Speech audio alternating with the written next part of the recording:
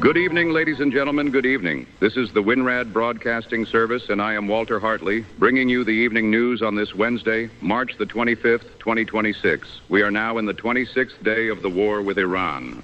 26 days, and tonight the picture is as tangled as any we have brought you yet. The President of the United States says this war is over. The Iranians say they might be willing to talk, but not to the men the President has sent. A projectile has struck Iran's only working nuclear power plant for the second time. And on the far side of the world, a nation of 115 million souls has told its people there may not be enough fuel to keep the lights on or the planes in the air. We have much to tell you. We go first to our Washington correspondent, Edward James Whitmore. Edward, what is the word from the Capitol tonight? From the press gallery in Washington tonight, Walter, the word is victory, at least from the president. Mr. Trump sat in the Oval Office this afternoon and told reporters, and I will give you his meaning plainly, the war is won. He said Iran has no navy, no air force, no nothing, in his words. He said American planes are flying over Tehran and the enemy can do nothing about it. He said he could destroy Iran's great power plant at any moment, and they are helpless to stop him. Then he named the men he has placed at the head of the negotiating table. Vice President Vance and Secretary of State Rubio. Not Envoy Witkoff, not Mr. Kushner. And that change, Walter, is significant because the cables tell us that the Iranians demanded it.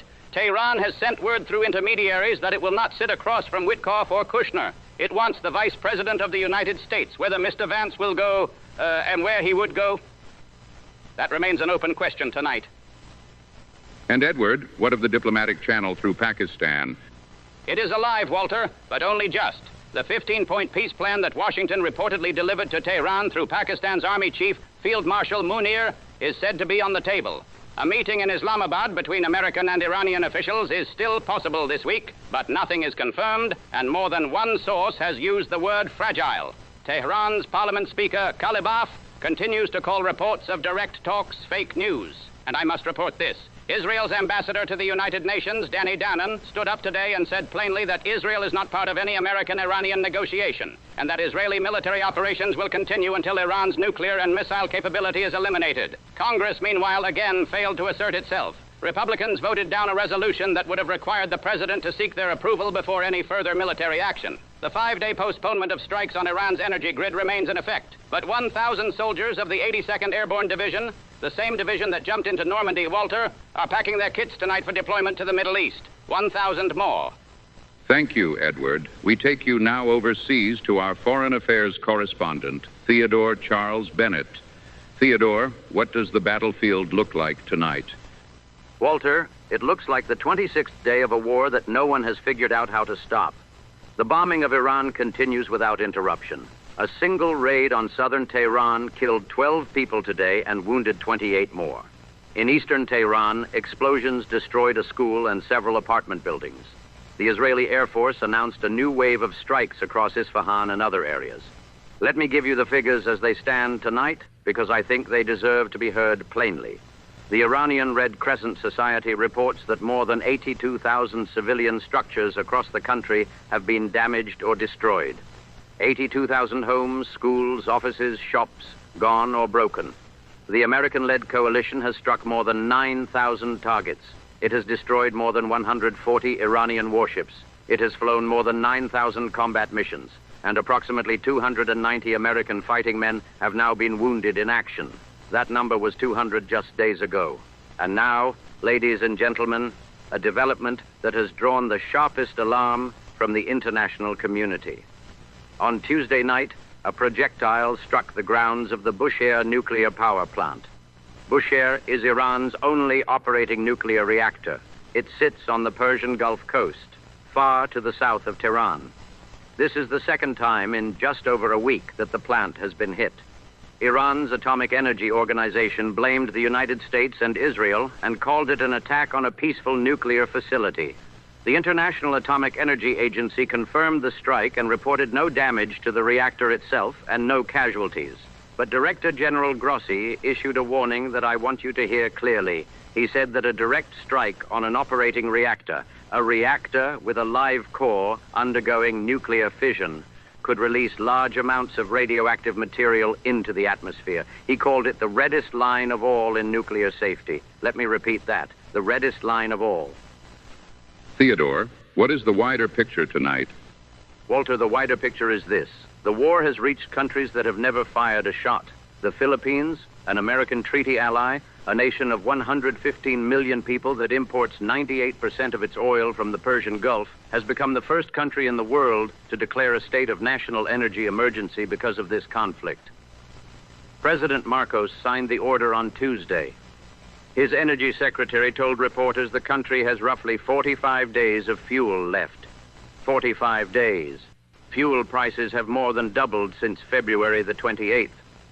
The president himself said that grounding commercial aircraft due to jet fuel shortages is a distinct possibility. Several countries have already refused to refuel Philippine airlines, forcing carriers to load enough fuel for the round trip before they depart. In South Korea, the government is advising citizens to take shorter showers and charge their telephones during the daytime to conserve electricity. Japan announced its largest ever release of strategic oil reserves beginning tomorrow. Sri Lanka has ordered all street lights, neon signs, and billboard lighting switched off nationwide to cut energy use by 25%. In the Gulf, the violence goes on without ceasing.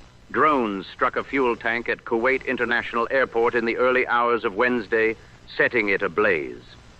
The United Arab Emirates intercepted 5 more ballistic missiles and 17 drones on Tuesday. In Lebanon, 33 people were killed in the past 24 hours, bringing the toll since March the 2nd to 1,072 dead and nearly 3,000 wounded. Israel has ordered mass evacuations from Beirut's southern suburbs. And in Iraq, the government summoned both the American and Iranian diplomatic representatives after deadly strikes blamed on their respective countries. Theodore, thank you. Ladies and gentlemen, 26 days, more than 2,000 dead across the Middle East, 290 American soldiers wounded, 82,000 buildings in Iran damaged or destroyed, the Strait of Hormuz closed, a nuclear power plant struck twice, and tonight, on the far side of the Pacific, a country is counting its fuel in days, not barrels, not reserves, in days, 45 of them. The president says the war is won. The Iranians say they will talk, but only on their terms and only to the right man, and the bombs have not stopped falling. Hold them all close tonight. This is Walter Hartley for the Winrad Broadcasting Service. And now, a word from our friends at the Gradio Vintage Wireless Company. In uncertain times, there is comfort in a voice you trust coming through a speaker built to last.